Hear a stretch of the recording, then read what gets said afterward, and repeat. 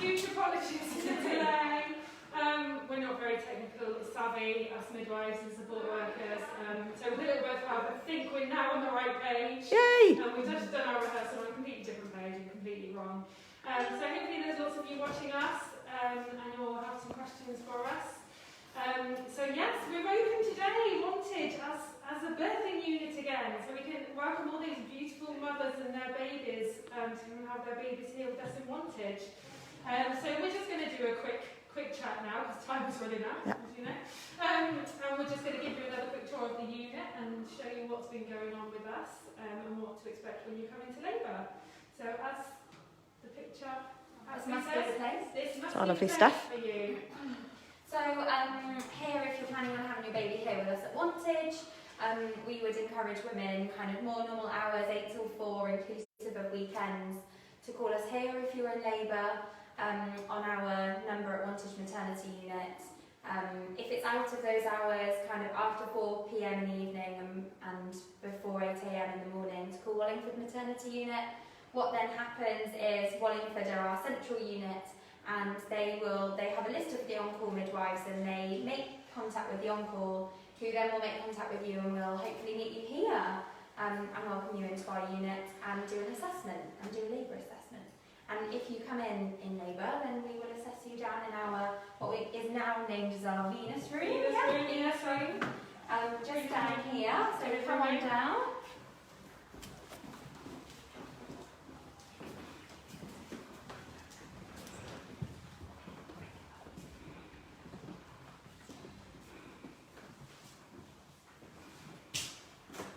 So this is our lovely delivery room, as Meg, our cameraman, is showing you. We've had a lovely look of paint and new floors and some new artwork. We've got some new lighting as well, just to help you feel more relaxed. So this is the room that you'll probably come into when you first arrive here at Wantage with us, and the midwife is with you. And it's where we'll do first set of observations on you, to make sure everything's, you're coping well and everything's well, and we'll have a little listen into your beautiful little baby. And you know, we'll assess you just to see what's going on. And it might be that you come into the unit and we think actually you've still got a few hours to go, and actually the best place for you to labour would be at home. There's lots of evidence to suggest you're better off at home in your own surroundings and environment. But if we think that you're in established labour, so 4 centimetres dilated with regular contractions, we're looking at admitting you. And that's when, if you decided you want to use the pool room, we'd be transferring you through to the pool room to jump in. So if we're going to go through to the pool room, just give you a little tour of that.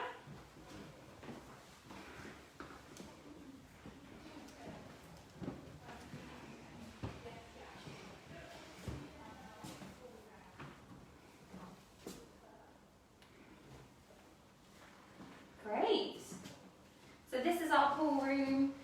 We've set it up how it could potentially be set up in labour, with lots of dim lighting. We've run our bath pool, and you know, our twinkly fairy lights. It's entirely up to you what you want to have, how you want to set the room up. It's kind of, the room is yours. We're just here to do some cheerleading. You know, actually we know that in getting in the pool has lots of benefits for women. Water in labour helps keep women active, keeps you buoyant, aids mobility, and actually can be really beneficial in second stage for actually pushing a baby out. It helps everything soften and stretch, and women find it, you know, really comforting actually being in the pool. We've got our bed here, which is designed to not look like a bed, and again just helps women remain active. Lots of different birthing positions it accommodates, and actually we have got the correct fittings that if women did potentially need any stitching. But yeah, this is our room. And Steph did mention on our previous video, which didn't get posted on the right page, for anyone that's worried about birthing in the pool and delivering your baby in the pool, it's perfectly safe to deliver your baby in the pool. Babies are used to being underwater, so to be born underwater is perfectly safe. So obviously we've been monitoring you regularly, but our job's really, just like Steph said, just to cheerlead you on. The room is it's set up like this, but you can obviously bring your own things if you want to. Lots of music for yourself if you find things comforting, or your hypnobirthing, hypnobirthing cheerleading. So yeah. Essentially, you can bring in anything that you really want to. It's just, I always say to women that I look after, bring whatever makes you feel like you. So anything that's safe, that makes you feel, you know, loved and familiar and things, just, it's very welcome here. Just bring it along. Pillows, any soundtracks you've got, any aromatherapy, any of that sort of thing is really very welcome here. Fab. Somebody's just asked, what pain relief can you have before you can go in the pool? Is it just gas and air here? Before you go in the pool. So again, we would be encouraging you to kind of start at the bottom in terms of pain relief. So it might be that when you're at home, and in those early stages, we might be encouraging you just to take some paracetamol, which is perfectly safe to take during pregnancy. And it might be that you want to jump in your bath at home. Again, that will help. Some women tend to use TENS machine, which they get themselves. But if you're here with us and before you've decided to get in the pool, we have got Entonox that is in both rooms. So, you know, that's fine. We can start giving you that. And we've also got a drug called Meptid, haven't we? And that's an injection. We wouldn't want to give you that if we felt that it was close to your baby delivering. So again, it would all be to do with assessments. We would discuss all this with you so that we can make a decision to make you most comfortable. Great. There's another question. Unfortunately, I can't see all of it from you, Andrea. What we'll do when we finish the live is one of the midwives will look at that properly and we will answer and get in touch with you. Someone else has asked, can you have an episiotomy if necessary at the birth centre? Yes. Or would this require admission to the JR? No, you can definitely have an episiotomy here. It's not routine practice in the UK. All midwives are trained to be able to give an episiotomy. It tends to be quite at the last minute if we're deciding that you may potentially need one. Obviously, that discussion is always had with you to say, you know, what we can see and what we think you might need. But yeah, absolutely, you can have an episiotomy here. It's done with local anaesthetic, and then we just repair it afterwards. Yeah. Great. And just to touch on what Steph was saying, the midwives in training and things, it is worth knowing that all the midwives are highly trained in all birth emergencies as well. So, you know, a lot of women are always thinking about that, but I want you to kind of have faith in all of us and know that we go on all our study days and we're all up to date with our emergencies. You know, so you are in very, very, very safe hands. And the most recent evidence, I think, from the birthplace study is that you are just as safe to deliver your baby in a midwifery-led unit like us or at home than you are in an obstetric unit, as long as you've had a lovely, healthy pregnancy with a lovely, healthy baby on board. Any more questions coming in? No, not at the moment. No? Okay. Good Lovely. viewers. Anything else we want to add? We're going through to the ward, shall we? Yeah, is the ward free? Shall I walk down to the ward? Yeah, so we'll go down to the ward, and this is where we'll transfer you after you've had your baby and you're all settled. Okay. I'm bringing you tea and toast.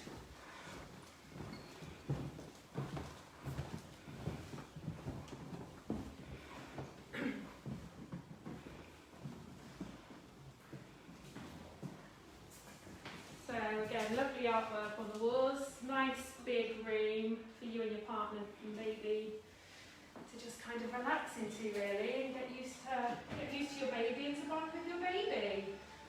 Obviously the bed will be made up, but because of COVID at the moment we're trying not to make it up until we need it. We've got the scales in the room. Yeah, we'll do all that when baby arrives. Generally, when women have their babies here, they don't tend to stay. They tend to be here for a couple of hours.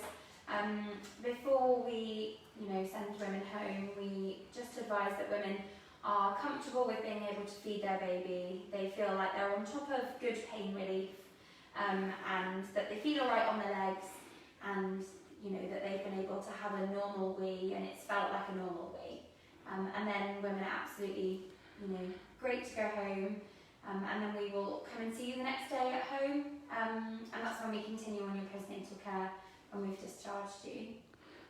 Good. Ladies, can you just touch upon partners being allowed in, just to reassure women, because Lucy's just asked a good question with the current situation and whether partners are allowed? Yeah, so partners are allowed in. They're allowed in for assessment. Assessments, yeah, It was slightly different at the beginning of COVID, but now those rules have changed again, and partners are allowed to come in with you for the whole birthing experience. So as we said before, when you first come in for those observations and we're assessing you, your partner is very welcome to come in, and of course you want your partner here with you for some comfort and some reassurance. And if we were to send you home, then obviously please take him with you, don't leave him here with us. But then when you come back in labour, he will be staying here for the whole process, and then you will all go home together as a family. So there's no detachment here in terms of partners. Yeah. Good. Great. Brilliant. So There's should we see if there's any of the team that we can meet? Yeah. Alex, can you introduce yourself? I'm Alex, I'm one of the midwives. I've been in the hospital previously, so if you've had babies before, you might have seen them. But yeah, I've just joined the team in Wantage, so it's all really exciting. So it's so nice to have it all opening at the same time. We've had a very exciting day today, haven't we? We've had lots of very important people here to reopen. So we've had the mayor, and we've had the director of midwifery. We've had our brilliant MSW UK, who was really The foreman and the driver. Rice behind the whole refurb of the unit.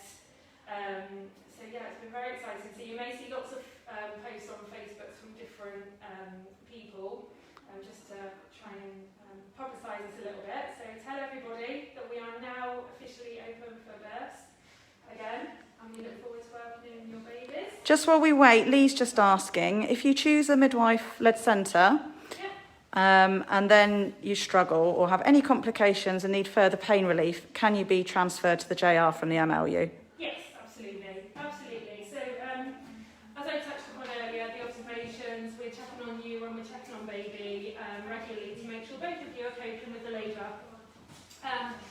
We would be wanting to transfer you up to the hospital if we were concerned anything was starting to change from the normality. And again, we've said we would have that discussion with you openly. If it was an emergency transfer, then we would have an ambulance here within 8 minutes, 8 to 10 minutes I think it is, and you'd be blue lighted up to the JR, so at the JR within 20 minutes. If it was things for added pain relief, so it might be that you've been labouring for a while and you've just had enough and you're thinking, gosh, I just need something extra, which we don't have here, then that isn't classed as an emergency. But the ambulance will be here as soon as they can possibly get here. So it might be that we just need to support you for a little bit longer using the water or the enteral or the gas and air. But yes, it's completely your choice if you want to be transferred for some other reason as well. Fab. Nicola, can you wave at Lexi Hatton, who wants to say hi? You were her midwife recently and you were fab. Hi, Lexi. Hi. And look, some more have appeared.